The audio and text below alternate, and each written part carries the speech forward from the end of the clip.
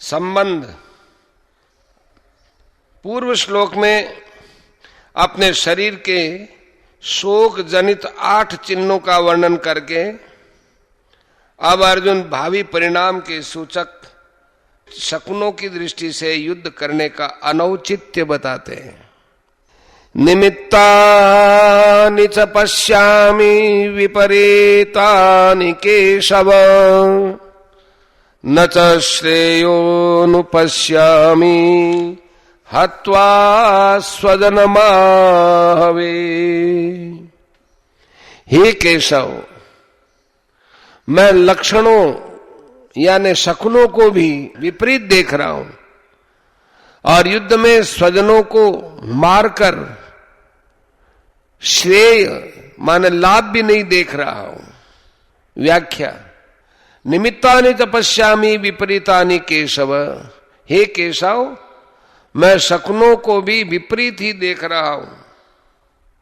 तात्पर्य यह है कि किसी भी कार्य के आरंभ में मन में जितना अधिक उत्साह होता है वह उत्साह उस कार्य को उतना ही सिद्ध करने वाला होता है।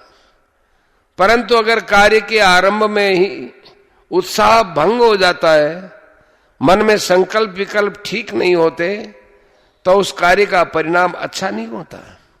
इसी भाव से अर्जुन कह रहे हैं कि अभी मेरे शरीर में अवयवों का शिथिल होना, कंपन होना, मुख का सूखना आदि जो लक्षण हो रहे हैं वे व्यक्तिगत शकुन भी ठीक नहीं हो रहे हैं। इसके सिवा आकाश से उल्कापात होना, असमय में ग्रहण लगना, भूकंप होना, पशु पक्षियों का भयंकर बोली बोलना, चंद्रमा के काले चिन्ह का मिट सा जाना, बादलों से रक्त की वर्षा होना आदि जो पहले शकुन हुए हैं वे भी ठीक नहीं हो रहे हैं। इस तरह अभी के और पहले के इन दोनों शकुनों की ओर देखता हूं तो मुझे ये दोनों ही शकुन विपरीत अर्थात भावी अनिष्ट के सूचक दिखते हैं। न च श्रेयोनुपश्यामि हत्वा स्वजनमाहवे। युद्ध में अपने कुटुंबियों को मारने से हमें कोई लाभ होगा ऐसी बात भी नहीं है।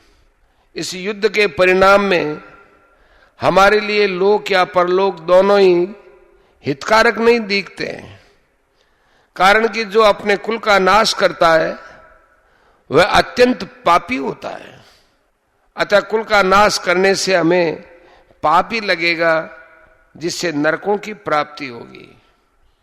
इस श्लोक में निमित्तानि पश्यामि और श्रेय अनुपश्यामि, इन दोनों वाक्यों से अर्जुन ये कहना चाहते हैं कि मैं शकुनों को देखूं अथवा स्वयं विचार करूं, दोनों ही रीति से युद्ध का आरंभ और उसका परिणाम हमारे लिए और संसार मात्र के लिए हितकारक नहीं दिखता है।